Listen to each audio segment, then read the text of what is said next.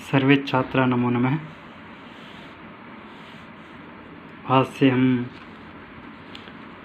8वीं क्लास की रुचिरा अष्टम वर्गीय वर्गाय संस्कृत पाठ्य पुस्तक का अध्ययन करेंगे। सर्वप्रथम पहला अध्याय लेंगे। पहले अध्याय का नाम है सुभाषितानि, यानी सुंदर भाषा। भास धातु से बना हुआ है। भाषित सु का अर्थ तथा सुंदर। सुभाषित शब्द सुभाषित इन दो शब्दों के मेल से बना है।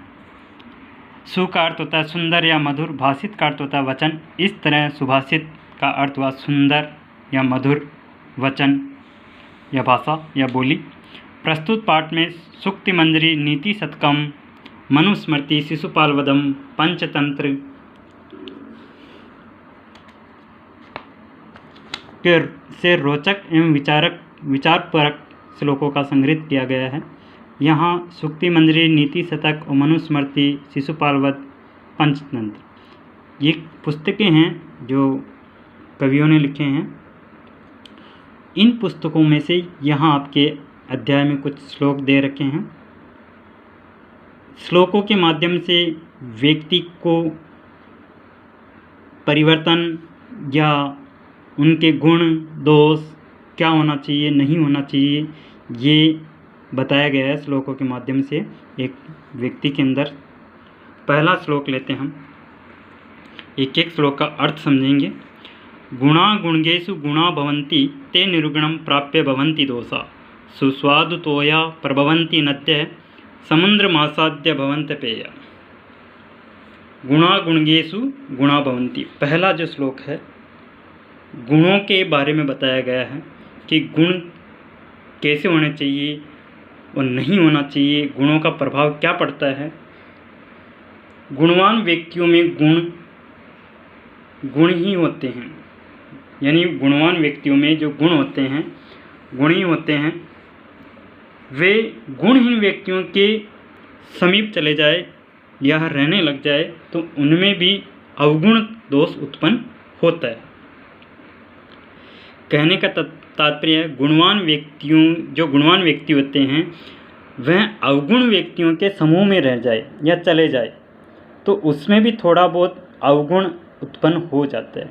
जिस प्रकार उदाहरण दिया है सुस्वादु तोया प्रभवन्ति नद्य समुद्र महासाद्य भवन्त पेय। भवन्ति प्लस अपेय संधि है यहाँ पे, यण संधि।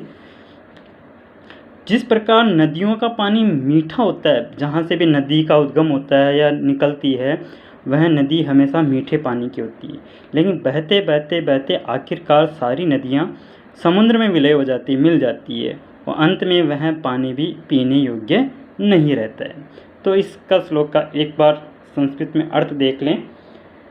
गुणवान व्यक्तियों में गुण ही होते हैं।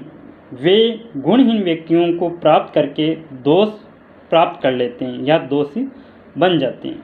जिस प्रकार नदियाँ जल से युक्त निकलती है, मीठे जल से युक्त निकलती है, परंतु समुद्र में पहुंचकर वह पीने योग्य नहीं रहती है। दूसरा श्लोक है साहित्य संगीत कला विहीन साक्षात पशुपुच्छ विषाणहीन तृणम न खादमपि जीवमान तद्भाग देयम परमम पशुनाम। यहाँ एक शिक्षा के बारे में बताया गया है।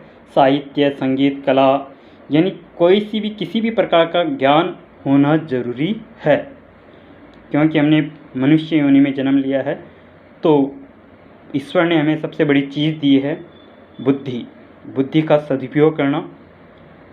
एक मनुष्य में कैसा होता है और पशु में कैसा होता है, दोनों में यहाँ बताया गया है कि जिस व्यक्ति के अंदर पशु के गुण कब उत्पन्न हो जाते हैं और पुरुष के गुण कब रहते हैं। तो श्लोक का अर्थ है साहित्य संगीत व कला में जो कौशल माने निपुण जो होता है वह तो इस मनुष्य है, लेकिन जो इनसे विहीन है यानी साहित्य संगीत कला से विहीन मानी इनसे अनभिज्ञ है, बिल्कुल जानता नहीं, वह किसके समान है, साक्षात पशु के समान बताया गया है। और पशु भी बताया तो कैसा पशु है, जिसके ना तो पूंछ है ना सींग है, जो घास न खाता हुआ भी पशु की भांति जीवित जी रहा है या जीवन जी रहा है, वह उन असभ्य पशु समान है जो पशुओं को परम सौभाग्य है कि घास फूस न खाकर भी अपितु स्वादिष्ट व्यंजन खाते हैं। तो यहाँ ऐसा पशु बताया गया है कि जो साहित्य संगीत से विहीन है वह साक्षात पशु के समान माना गया है। पशु भी कैसा है, ना तो उसके पूँछ है ना सींग है, अब वह एक स्वादिष्ट भोजन खाता है और रहता पशु के समान है। क्यों? क्योंकि वह इन सभी चीज़ों से अनभिज्ञ है, साहित्य और संगीत और कला से। श्लोक समझ में आ गया होगा। तीसरा श्लोक चलते हैं। लुब्धस्य नश्यति यश पिशुनस्य मैत्री नष्ट क्रियस्य कुलम अर्थ परस्य धर्म विद्याफलम वैष्णीन कर्पणस्य सौख्यम राज्यम परमत्त सचिवस्य नराधिपस्य। तीसरा जो श्लोक है, यहाँ पर भी देखो एक एक व्यक्ति में क्या क्या विशेषता प्रकट की गई है। लुब्धस्य का और पिशुनस्य का और नष्ट इसका कुलमर्थ का और वैष्णिनी का कर्पणस्य का परमत्त सचिव का, इन सब का क्या प्रभाव पड़ता है इस श्लोक में बताया गया है। तो देखो लुब्धस्य का अर्थ होता है लालची व्यक्ति और पिशुनस्य का देखते हैं अपन तो चुगलखोरी बोल सकते हैं, एक दूसरे की चुगल करना। और नष्ट क्रिया में जिसका नष्ट हो जाता है और यहाँ पे वैष्णिनी का तो आप जानते हैं बुरी आदत। और बाकी कर्पणे का अर्थ होता है कंजूस। श्लोक का अर्थ देखते हैं। लालची व्यक्ति का यश, लालची व्यक्ति का यश, चुगलखोरी की दोस्ती, कर्महीन का कुल, धन को अधिक महत्व देने वाले का धर्म, अर्थात धर्म प्रयाणता बुरी आदतों वाले का विद्या का फल अर्थात विद्या से मिलने वाला लाभ, कंजूस का सुख और प्रमाद करने वाला, प्रमाद में नहीं जो शासन करता है और प्रमाद में रहता है, जैसे शासन के अंदर गलत आदतों का प्रयोग करना और मदमस्त रहना, शासन में अपने प्रजा का ध्यान न रखना। मैत्री युक्त राजा का राज्य नष्ट या समाप्त हो जाता है।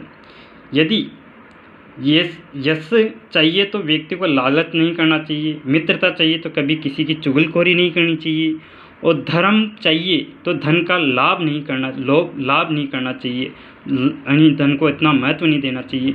विद्या का फल प्राप्त करना है तो बुरी आदतों से बचना चाहिए, और सुख चाहिए तो कंजूस नहीं करना चाहिए, कंजूसी जो है वो नहीं दिखाना चाहिए। सत्ता को बनाए रखना है तो मंत्री कर्तव्य के प्रति लापरवाह न हो। तो यहाँ देखो लुब्धस्य यानी लोभी व्यक्ति का यश समाप्त हो जाता है, चुगलखोरी की मित्रता समाप्त हो जाती है, और जिस कुल में कोई उत्पन्न हुआ है और वह उत्पात मचाता है तो वह भी कुल जो है समाप्त हो जाता है। और धर्म है, विद्या पर जो ज़्यादा वैष्णिनी मनी जो आलसी करता है उसका विद्या फल नहीं प्राप्त होता है, नष्ट हो जाता है। और कर्पणस्य सौख्यम, और जो कंजूस होता है उसको कभी सुख की प्राप्ति नहीं होती है। और जिस राज्य में उसका सचिव जो देखभाल करता है वहीं प्रमद अवस्था में रहता है, मदमस्त रहता है, प्रजा का ध्यान नहीं देता, तो वह भी राज्य का जो शासन है वह समाप्त हो जाता है। एक बार पुनः अर्थ देखने संस्कृत रूप में। लालची व्यक्ति का यश, चुगलखोरी की दोस्ती, कर्महीन का कुल, धन को अधिक महत्व देने वाला का धर्म, और बुरी आदतों से रहने वाला का विद्या का फल अर्थात विद्या से मिलने वाला लाभ, और कंजूस को सुख और प्रमाद करने वाले को मंत्री युक्त राजा की सत्ता नष्ट हो जाती है। यदि हमें यश चाहिए तो व्यक्ति को लालच नहीं करना चाहिए, और मित्रता चाहिए तो चुगलखोरी नहीं करनी चाहिए, और धर्म चाहिए तो धन का लाभ नहीं देखना चाहिए, और विद्या का फल चाहिए तो हमें बुरी आदतों से बचना चाहिए, और कंजूस यानी सुख चाहिए तो कंजूस न हो। सत्ता को बनाए रखना है तो मंत्री का कर्तव्य कि वह अपने प्रति से अपना कर्तव्य प्रति से कभी लापरवाह न हो। शायद तीनों श्लोकों के अर्थ समझ में आ गए होंगे। और आगे जो है तीनों श्लोक, 4 श्लोक रह गए हैं। पित्वा रसम तु कटकम मधुरम सम्मानम माधुर्यमेव जनेन मधुमक्षिकासो तस्तेव संसज्जन दुर्जनानां श्रुत्वा वच मधुर सुक्तिरसम सृजन्ति। देखो, रस पीने, कटुकम मधुरकम, मधुमक्खियों का नाम आपने सुना होगा। मधुमक्खी को माने मधुमक्खी, मधुमक्खी जो है वह हमेशा कड़वे रस को पी कर के मीठे में परिवर्तन कर देती है। हम देखते हैं कहीं भी खेतों में, खलिहानों में, बगीचों में, तो वहाँ जो मधुमक्खी होती हैं पुष्पों पे लगी हुई रहती है। हम जैसे धतूरे पे देखते हैं, धतूरा एक कड़वा पौधा होता है, लेकिन उसके अंदर भी मधुमक्खी रहती है, लगती है सरसों के फूलों पर। इनमें से वो क्या रस को निकालती है और एक मीठे रस में उत्पन्न कर देती है कड़वे को।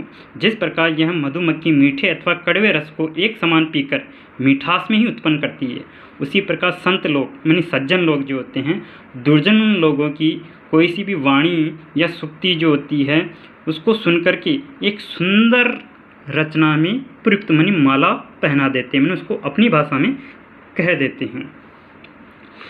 संत लोग सज्जन और दुर्जन में भेदभाव न करें, दोनों की बात सुनकर अच्छी बातें कहते हैं। जिस प्रकार मधुमक्खी मीठा अथवा कड़वा दोनों रस पी करके मधुर ही रस का निर्माण करती है। तो यहाँ पर जो चौथा श्लोक था, तो यहाँ पर इसका अर्थ आपको समझ में आ गया होगा। फिर एक बार बता देता हूँ। जिस प्रकार यह मधुमक्खी मीठे अथवा कड़वे रस को एक समान पीकर मिठासी उत्पन्न करती है, उसी प्रकार सज्जन लोग दुर्जन लोगों की बात एक समान सुनकर सुक्ति रूप में रस का सर्जन करते हैं। सुक्ति में एक अच्छी पंक्ति का निर्माण करते हैं। कहने का तात्पर्य सज्जन लोग और दुर्जन लोगों की बात को एक समान सुन करके वह अच्छा ज्ञान ही प्रदान करते हैं। आगे नेक्स्ट वीडियो में अपन तीनों श्लोकों का अध्ययन करेंगे। धन्यवाद।